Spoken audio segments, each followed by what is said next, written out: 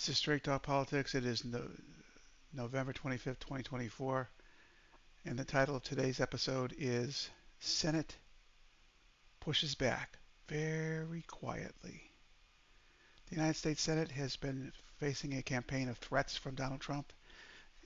Senators who don't agree to his demands to allow for recess appointments by taking the Senate out of out of session for 10 days in a row. This is meant uh, to get lesser qualified Trump nominees into office without the scrutiny of advise and consent, and it is a violation of the Constitution, and the Senate has the power to ignore him, and they're not being loud about it, they're not being in his face about it, but they are leaking that a very simple phrase in response to this request: that dog's not going to hunt. And there's other issues as well.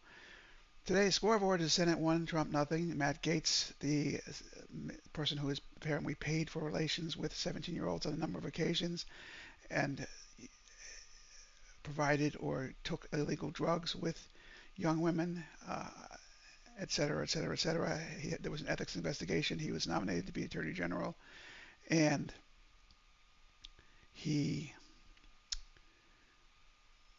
was going to run the Department of Justice, which had earlier investigated him for uh, under the heading of child sex trafficking due to his proclivities. So he withdrew his nomination.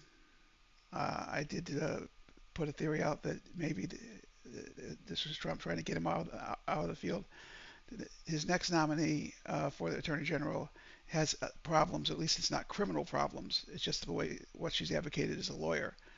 But that's different. Matt Gaetz was a criminal being charged with the highest highest government organization that's supposed to put criminals into jail and incarcerate them.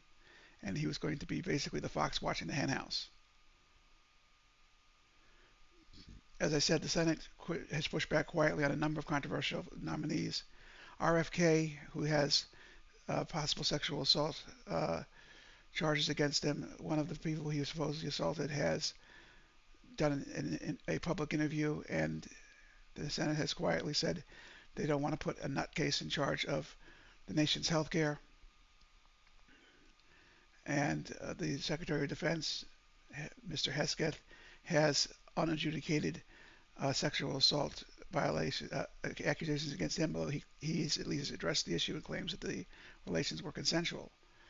But the Senate has said to Donald Trump, we will not go out of session. We will not allow for recess appointments, and we may simply choose not to act on certain members. Already, the two independent, Susan Collins of Maine and Lisa Murkowski of Alaska, who have already been primaried before, have been threatened again. And any senator that speaks in favor of the Senate retaining its powers has been threatened quietly or loudly by people in the Trump camp with being primaried in the next election cycle. And some of these people actually want to remain in the Senate. So it should be very interesting what happens next with that. But this is the bare knuckles campaign, and Trump has used the word landslide. It's not a landslide. That'll be another video. Probably after Thanksgiving, but whatever. I don't put a calendar out there because I do what appeals to me when I wake up in the morning and start recording. Again, the Senate ignores Trump's demand for recess appointments. Thank God for that. I hope they stay strong. John Thune is in charge of that, and the Democrats can, if he chooses to try and take the Senate out of session, can, if they have a majority in the room, can bring the Senate back into session, although they can't really pass legislation under those circumstances. So the Democrats will step in and try and block nominations, and they seem to be pretty united right now. They understand that standing up to Trump is what you do. You have a bully who's going to try and force you to approve unqualified nominees for the cabinet. You're obligated as a senator to speak out, or at least vote against those nominees. However, Speaker Johnson is vulnerable. He needs Trump's assistance to keep the Speaker's seat.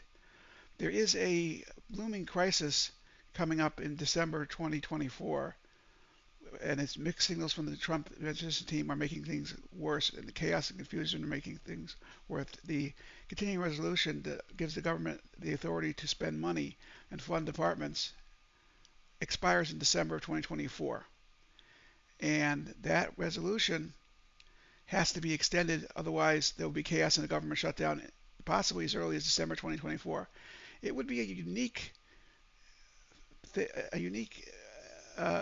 point in the history of the United States government if a incoming president elect actually can cause a government shutdown before he comes into office by making demands. Also, they could try and force a continuing resolution onto Biden's desk, and Biden has made clear he's not going to just sign off on anything. They're going to have to wait till January 20th before they pass anything that hits his red lines as well. So watch out, the sparks may be flying in Washington, D.C. In the weeks leading up to the end of the year. Other stories of interest coming from the Hill. Senator gets candid about Trump's controversial nominees. That's a very good read there. Most senators are just being quiet and counting the days until Donald Trump comes into office and 4 years later leaves office. But people are using the word landslide in Trump land, but everywhere else they're using the well understood term lame duck. Lame duck before he sets foot in the Oval Office.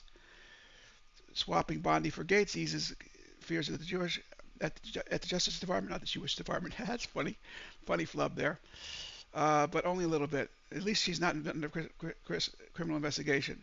Another note in the Hill was that Trump won less than 50% of the vote. Why is everybody calling it a landslide? Well, I'm not calling it a landslide. If you look at Wikipedia, the definition of a landslide, stop for a period, take a breath,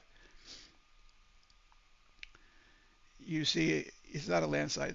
A true landslide is an overwhelming vote in the Electoral College and in the popular vote. 1980, you could say it was a borderline landslide for Reagan because Jimmy Carter lost by 10 percentage points and lost all but a few states. A true landslide, though, was Nixon's 1972 victory and Reagan's 1984 victory. The 84 victory was with 49 electoral votes. So that's the summary of the Senate pushes back. Senate's pushing back. They're being quiet about it. They're not being flashy, but they are speaking in public. They are going on the record. If you like this kind of content, it's straight talking. It's truth.